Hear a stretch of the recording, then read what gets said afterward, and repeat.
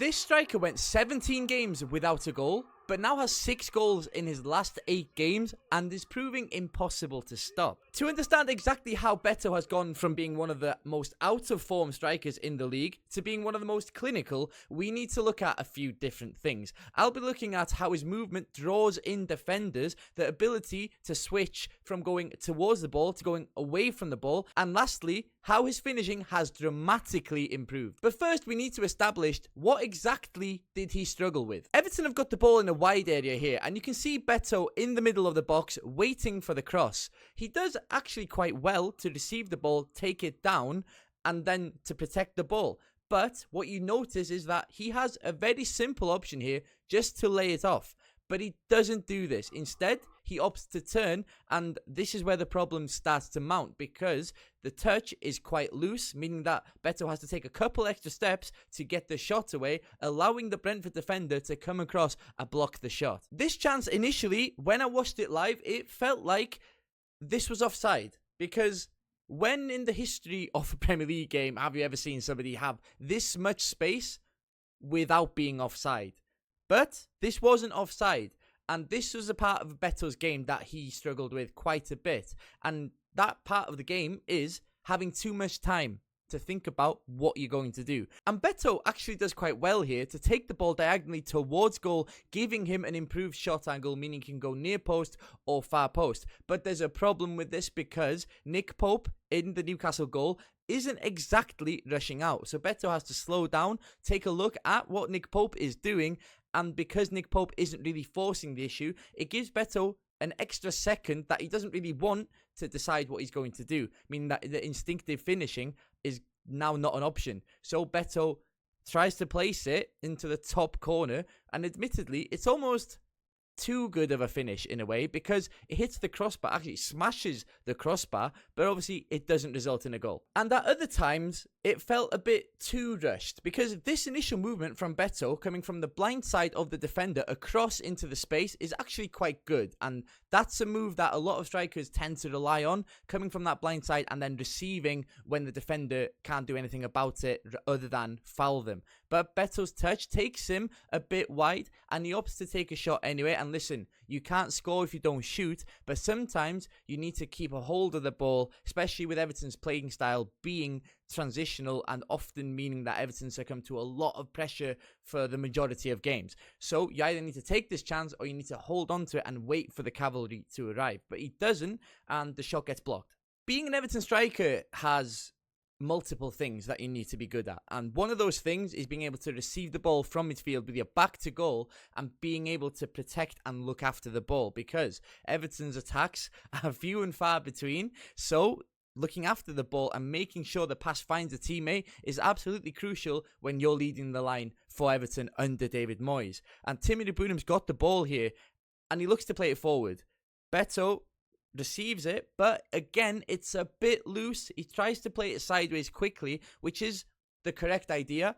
The problem is with the execution, because then Aston Villa regain possession and Everton have once again conceded the ball, and that can be a problem when you're facing wave after wave of attack. And these little things started to build up and mount frustration within the Everton fans, myself being one of them. I will admit it. Last season, when Beto had that purple patch, I was singing his praises, but this season there have been times in that 17 game stretch without a goal where he has ultimately been frustrating. And that draws upon the one-on-ones. It comes from the lack of ability to hold the ball. And often that means pressure both ways for Everton. Pressure to score a goal, pressure to not concede a goal. But on the 11th of March, Matthew Benham, Brentford's owner, the owner that has championed statistical models that aren't really defined by goals, it's more so defined on expected stats, such as expected goals, ability to create chances for yourself, and then with the trust that the goals will come. And on the 11th of March, he spoke about Beto very, very well. And listen, Beto had scored, I want to say, 3 goals up until March, before this interview. But he praised Beto for being a striker that creates chances, that gets 1v1s, and he said a 1v1 is a 50-50 chance of scoring, and for the player to be creating those chances is a sign of a good player, and in Brentford's XG model, that would bump him up over other strikers, possibly strikers that do score a lot of goals but don't see many one-on-one chances. And since that interview, Beto has got 5 goals in his last 6 games. So let's look at what actually changed. To gain an understanding of what changed and how it's affected Beto, we need to take a holistic view at Everton's tactical approach. Because Everton, under David Moyes, had a team that don't necessarily want the ball for the majority of games and happy to drop back and sit in. But that gives the striker quite a difficult task. Because firstly, you're starting at the halfway line. The goal is 50 yards the other way. And secondly, you're back to goal, making it harder to turn. And thirdly, there is incredible pressure on you to keep the ball once you get it. And that pressure is often amplified by the fact that it's one striker against 2 centre-backs. So dealing with that is at the top of the list when it comes to overall play as an Everton striker, and something that David Moyes absolutely wants if he is going to trust you as a striker. Everton win the ball back here, and Timmy Rabunum takes a touch forward into space and is looking to start a quick transition attack. And you can see here Beto, he realizes this straight away. You can see him come alive when he realizes that Timmy Rabunum is going to pass him the ball. And Beto, in fairness to him, is exceptionally tidy when he gets the ball, passing it back to Timmy Rabunum, and Everton have gone from being in a bit of a scramble for possession to now being settled in possession and a bit more comfortable. But what Beto has, of course, is a 6'4" frame, but he also has excellent mobility. And I feel like that is an underrated aspect of David Moyes' preference when it comes to a striker. Obviously, the caveat with this is that you need to be tidy on the ball, but I feel like it's a misconception that David Moyes wants the big lump up front that's not going to move and will just take the ball to his feet every single time. This isn't really true, because the mobility is what makes him a nuisance for defenders. Look at this against Chelsea. He gets the ball and is involved in a bit of a scramble, and eventually, by being a nuisance, he drags in so many Chelsea players towards him.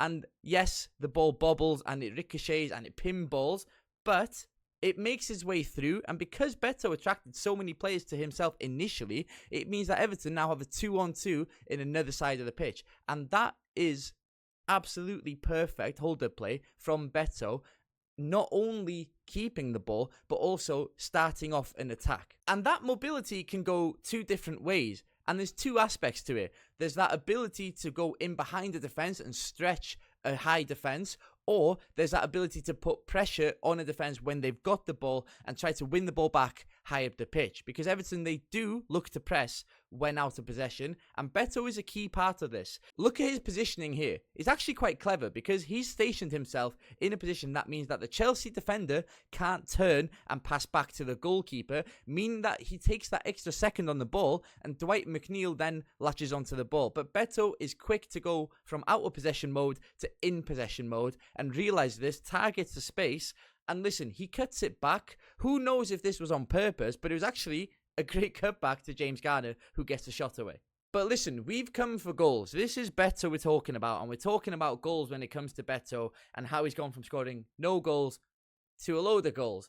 Firstly, let's look at this one. Idrissa Gueye's got the ball here, and what I want to talk about is Beto's body language. Because he's not facing the ball, he's looking at the defender, and he's not really showing any interest of receiving the ball. But it's that quick switch in approach that helps him here, because he goes from nonchalantly looking away, looking at the defender, to then being attentive to the ball and making that run before the Chelsea defender has a second to realise, put an arm out, try to stop him or get in his way in whatever way possible. And that means that Beto has instantly created the separation between himself and the Chelsea defender and is now peeled into space. And what I really like about this is that we showed a couple of seconds ago, start of the video, that Beto often took his time when it came to the shot. With this one, he doesn't really overthink it. He just swivels and gets the strike away as hard as he could.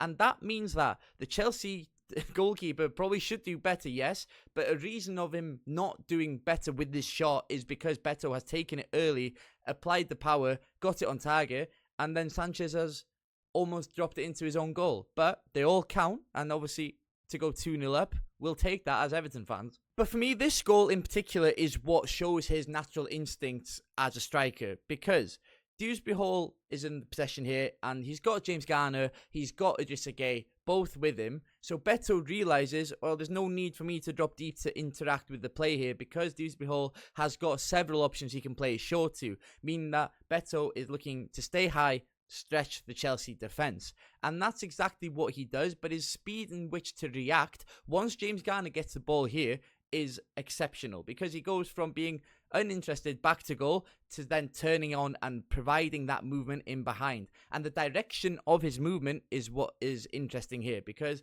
he could easily make the run through the middle, but he doesn't do this. He opts to stay on the blind side of the defender, which creates that passing lane for James Garner to play it through the middle. And then the weight of the pass from James Garner is absolutely great.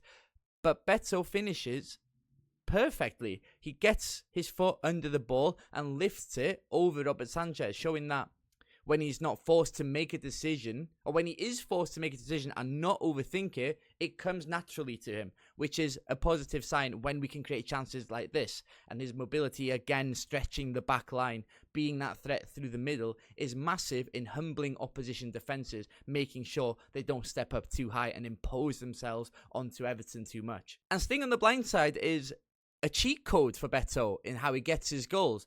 The ball's cut back to Idrissa Gueye here, and Beto moves from being in front of the defender to being behind the defender, because the defender now is looking at the ball but also is conscious of Beto, but he can't turn around to look at Beto because he needs to follow the flight path of the ball.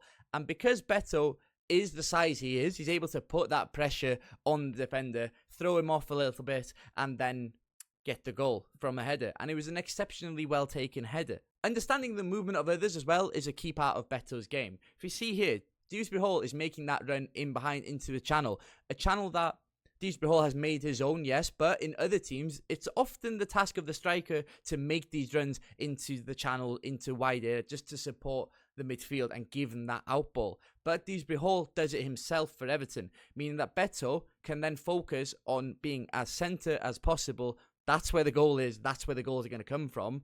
And he does it really, really well, making sure to follow the path of the ball the entire way. And what he doesn't do here is he doesn't go on the blind side.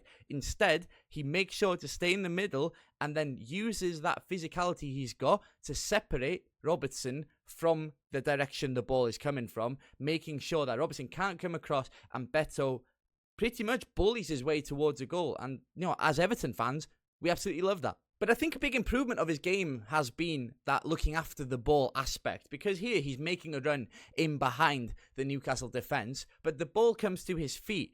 And what is positive here is that he doesn't panic. He gets the ball, receives it, lays it off to Dwight McNeil, who takes the shot. And a lot of strikers would be happy with that contribution towards the play. But Beto never, ever switches off. And because of that, he gets himself a tap-in, but a tap-in that a lot of strikers would have never put themselves in the position to get. And that can add 4 to 5 goals a season. And for Beto to be doing it naturally is a big positive for Everton. And it just shows the effort that he's going to improve himself as a striker, to get those natural instincts that people have questioned that whether he has or not. And again, even late on in games, he does it. Against Brighton, Jacob Bryant gets the shot away. And again, this can be such a good source of goals. This is in the 96th minute of the 6th minute of added time. And Jacob Bryant gets the shot away. Goalkeeper saves it. Brighton players think they're fine. But the only person to react is Beto. I know he's accompanied by a few other Everton players, but Beto puts himself in the perfect position to get it, and that's exactly what you need from your striker. And yeah, I've saved the best goal till last, because this is the goal that prompted me to make this video, because I think this is a full circle moment for Beto. Tarkowski clears the ball here, and when the camera pans to Beto, he's already got half a yard on the Crystal Palace defenders, and it's that reactiveness he shows to make that ball his and to be switched on towards spaces in behind and to balls over the top that separates him from Tieno Barry, I feel like. From there, Beto touches the ball away, and now it's a foot race. But Beto makes it easier for himself by using the most important tool in football, in my opinion, the outstretched arm, making it impossible for Lacroix to come across and get the ball, because Beto's using his physicality, using the tools he has to his advantage. And then this touch. When it came to this touch, I was screaming, hit it with your left. Please hit it with your left. Don't overthink it. Score the goal. But he doesn't. He shows a level of composure that, I'll admit it, I didn't think he had, and I'm sure many of you watching at home didn't think he had. And he takes that extra touch, taking it away from Lacroix, again, turning him inside out, by the way. And then the finish is just as important as the movement to get into the position, as the footwork to establish the shooting opportunity is, because there's nowhere else really he could put it but through the goalkeeper's legs. And that just shows the composure that he's added to his game, that even when he has to think about the chance, he's able to put them away now. Beto is unstoppable at the minute, and I'm all for it. Smash that like button, press the hype button, because that really helps me out, and subscribe if you're new. Happy to have you.